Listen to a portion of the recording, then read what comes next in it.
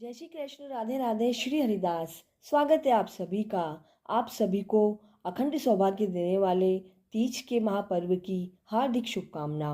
भादवे के कृष्ण पक्ष की तृतीया तिथि को भादवे की तीज कहा जाता है और इसके साथ इसे सातुड़ी तीज, सतवा तीज, कजरी तीज, बड़ी तीज, बूढ़ी तीज और कजली तीज भी कहते हैं।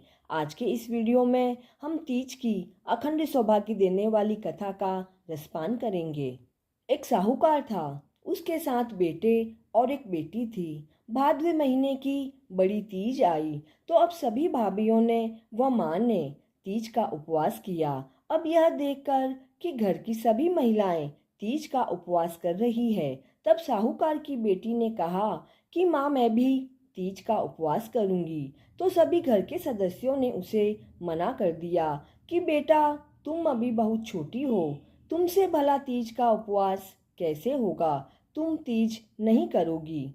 लेकिन साहूकार की बेटी तो नहीं मानी और जिद पर अड़ गई। अब उसने भी तीज का उपवास किया और वह तो 7 भाइयों की लाडली बहना थी। उसे देखकर भाइयों ने कहा कि अब क्या करें, खूब देर हो गई है और चांद निकलने में अभी बहुत समय शेष है। तभी छोटे भाई ने कहा कि मैं जाकर पहाड़ पर आग लगाता हूँ, उसका जो प्रकाश होगा उसे दिखाकर हम उसे कहेंगे कि चांद निकल आया है। और उसकी भाभीियों से कहा कि तुम बहन को चांद दिखा देना और उसे कहना कि ननद रानी, चांद आ गया है। हमारी फूल सी बहन कुम्हला जाएगी जब तक चांद निकलेगा। ऐसा कहकर एक भाई ने तो पहाड़ पर आग लगाई, एक भाई ने चलनी को टेढ़ा किया। तभी भाभीियों ने ननद को कहा कि देखो देखो भाई सा, चांद निकल आया है। तब साहूकार की लड़की ने कहा कि चांद इतना जल्दी कैसे निकला है। तब भाभीियों ने कहा कि भाभीियों का चांद तो देरी से निकलेगा और नंदों का चांद जल्दी निकला है, तो अब तुम चांद देख लो। ननद तो थी भोली भाली, उसने तो चांद की पूजा की तैयारी करी और भाभीियों ने चांद दिखा दिया। अब सभी घर वालों ने कहा कि बाईसा ने तो चांद देख लिया है और उसे तो बड़ी भूख लग रही होगी, तो उसका उपवास खुलवा दो। भाइयों ने और भाभीियों ने उसे उपवास खोलने के लिए बिठा दिया। अब जैसे ही पहला ग्रास तोड़ा तो छींक आई, दूसरे कौर में फूस अर्थात कचरा आया, तीसरे कौर में बाल आया, चौथा कौर लेते ही उसके ससुराल से समाचार आया कि जमाईसा के पेट में बहुत तेज दर्द हो रहा है। और 5वां कौर लेते ही उसके ससुराल से बुलावा आया कि बाईसा को तो जल्दी से ससुराल भेजो, जमाईसा ठीक नहीं है। अब साहूकार की पत्नी ने कहा कि मेरी बेटी ने तो निमड़ी की पूजा नहीं करी, तो माँ ने तो जल्दी जल्दी पूजा का सामान लाई, सातू लाई, काकड़ी, नींबू लाई और जो भी आवश्यक सामान था सभी को एक लाल कपड़े में बांध दिया और बेटी को कहा कि जहाँ भी नीमड़ी आए तुम नीमड़ी की पूजा कर लेना, तुमने अभी तक नीमड़ी की पूजा नहीं की है। सभी परिवार वालों ने उसे पूजा का सारा सामान देकर विदा किया। उसके ससुर जी उसे लेने आए थे। बैलगाड़ी रवाना कर दी। रास्ते में चलते चलते बहुत समय हो गया तो एक अच्छी जगह देखकर गाड़ी रोकी तो बाईसा ने तो नीचे उतरकर चारों तरफ देखा कि कहीं नीमड़ी नजर आए तो मैं पूजा करूं। फिर थोड़ी सी ही दूरी पर उसे नीमड़ी नजर आई तो वह जल्दी से दौड़कर पूजा करने गई। तो नीमड़ी तो आगे आगे जाने लगी और वह पीछे पीछे दौड़ने लगी। अब वह थोड़ी ही देर तक तो दौड़ी, अब वह तो थक गई, तो वह अब हाथ जोड़कर खड़ी हो गई और कहने लगी, हे नीमड़ी माता, मैं तो आपके पीछे पीछे आ रही हूँ और आप तो आगे आगे जा रही हो। अब आप तो मेरी सभी गलतियों को माफ़ कर दो, मुझे तो कुछ पता नहीं है। इधर नीमड़ी रुकी तो साहूकार की लड़की ने जल्दी से पूजा की थैली खोली और पूजा का सामान निकालने लगी। तो वह तो पूजा के सामान को देखकर बड़ी आश्चर्यचकित हो गई, क्योंकि पूजा का सारा सामान तो कोयला हो गया था और पूजा पाठ भी सारा काला पड़ गया था।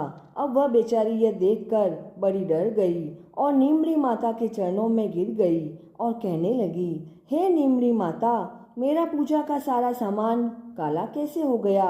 मुझे तो अभी पूजा करनी है। तब निम्री माता बोली कि चल जा यहाँ से, व्रत को तोड़ने वाली।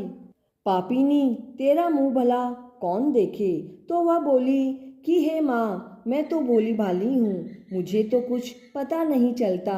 मेरी सभी गलतियों को आप माफ़ कर दो और मुझे आगे का रास्ता दिखाओ कि अब मुझे आगे क्या करना चाहिए। तब नीमड़ी माता फिर से बोली, हे पापिनी, व्रत को तोड़ने वाली, तेरा मुंह भला कौन देखे? तेरे 6 देवर जेठ तो चले गए, अब 7वें का नंबर है। अब तू जा रही है तो सभी तेरा वहाँ स्वागत सत्कार करेंगे। तेरे घर पर आज आधी रात को एक सांप आएगा और तेरे पति को डस लेगा। डसने के कारण वह मर जाएगा। अब ऐसा सुनकर वह बेचारी बहुत डर गई और तुरंत ही नीमड़ी माता के चरणों में गिरकर बोली, हे नीमड़ी माता, आप मुझे कोई उपाय बताओ। मैं ना समझ हूँ, मुझे कोई प्रपंच आते नहीं। भाई भाभीयों ने मुझे छोटी देखकर बहला दिया और मैं बहल गई। मैंने जानबूझकर व्रत नहीं तोड़ा, मेरे से अनजाने में ही व्रत टूटा है। तब नीमड़ी माता को उस पर दया आ गई और वह कहने लगी कि तू तेरे घर जाएगी तो सभी तेरा स्वागत करेंगे और तुझे सामने लेंगे, फिर तुझे महलों में ले जाएंगे।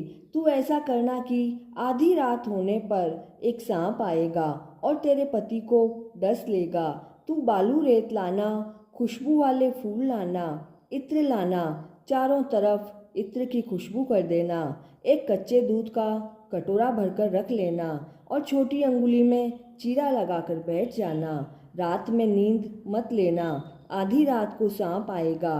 सांप आएगा तो पहले बालू रेत में लौटेगा और फिर फूलों में लौटेगा। चारों तरफ से खुशबू आएगी तो सांप को बहुत अच्छा लगेगा और वह फिर से लौटेगा। उसके बाद वह कच्चा दूध पीने जाएगा। अब जब वह कच्चा दूध पिएगा तब तू उसके ऊपर ढाल ढक देना। अब जैसे ही नीमड़ी माता ने कहा वैसे ही सारा काम हुआ। साहूकार की बेटी ससुराल पहुंची। सभी ने उसका स्वागत सत्कार किया और फिर उसे महलों में लेकर गए। उसने तो अपनी अंगुली में चीरा लगा दिया और बैठ गई। आधी रात हुई, सांप आया, बहुत भयानक, काला व मोटा। आते ही वह तो बालू रेत में लौटने लगा, फिर फूलों में लौटा और फिर वहाँ दूध का कटोरा रखा था, वहाँ जाकर दूध पीने लगा। सांप दूध पीने लगा तो साहूकार की बेटी ने उसे ढाल से ढक दिया और ढाल ढककर वह सो गई। सवेरा हुआ तब सास ससुर ने घर की लड़कियों को कहा कि जाकर मेरे बेटे बहू को नीचे लाओ, 6 तो मर गए हैं, आज 7वें का नंबर था। माता पिता बहुत घबराए हुए थे। सब लड़कियां ऊपर गई तो बातें करती हुई गई। उनकी आवाज़ सुनकर वे दोनों पति पत्नी उठ गए और नीचे आए। नीचे बेटे बहू को आते देखकर सास बहू के पैरों में गिर गई।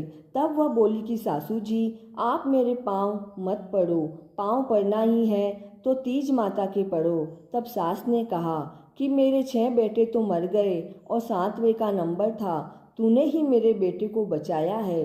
तो वह बोली कि सासू जी, मैंने नहीं बचाया, तीज माता ने बचाया है। आपसे भी तीज माता रूठी हुई थी और मेरे से भी तीज माता रूठी हुई थी। अब हम तीज माता का उद्यापन करेंगे और हर वर्ष तीज का उपवास करेंगे। तीज का पिंडा खाने से पहले पानी नहीं पिएंगे, सुबह जल्दी उठकर धामोली करेंगे, तीज का व्रत शुरू करेंगे। वह सच्चे मन व पूरे विधि विधान से तीज करेंगे। अब अगले वर्ष दोनों सास बहू ने तीज का व्रत शुरू किया, उद्यापन किया। हे तीज माता, जैसे बहू को अमर सुहाग दिया वैसा सभी को देना, कहते को सुनते को हुकारा भरते को सभी को देना। गणेश जी की कहानी। विनायक बाबो रंगो चंगो, वन में खेले संगो, पोता बहू की रांधी राबड़ी, दोईता बहू की रांधी खीर, खाटी लागे खीर मीठी लागे राबड़ी, पेट सबूर दीजे, मुंडे ने नूर दीजे, बांदी को बड़बड़ाहट दीजे, साड़ी को सड़सड़ाहट दीजे, थड़ी भरी जूतियाँ दीजे, खूट भरी लकड़ियाँ दीजिए, अन्न दीजिए, धन दीजिए, लावना लक्ष्मी दीजिए, आंगन फिरती बहू दीजिए, गोदी में पोता पोती दीजिए, कंवारा का ब्याह करजे, ब्यायोड़ा ने पुत्र दीजिए, महल दीजिए, मंदिर दीजिए, भगवान की भक्ति दीजिए, तिलोड़ी में तेल दीजिए, घिलोड़ी में घी दीजिए। हे विनायक जी महाराज, चटक की चाल दीजिए, पटक की मौत दीजिए, श्री कृष्ण को कांधो दीजिए, वैकुंठा को वास दीजिए, हर हर करती जाऊं, पुष्प की बरखा बरसे। जय विनायक जी महाराज की। इसके बाद आड़ी बाड़ी की कहानी जरूर सुने, क्योंकि उसमें सभी देवी देवताओं की कहानियाँ आ जाती है, जिसका लिंक आपको डिस्क्रिप्शन बॉक्स में मिल जाएगा। अखंड सौभाग्य को देने वाली इस तीज माता की कहानी को अधिक से अधिक शेयर करें। वो चैनल पर नए हैं तो please like, share and subscribe this channel. बोलिए तीज माता की जय हो।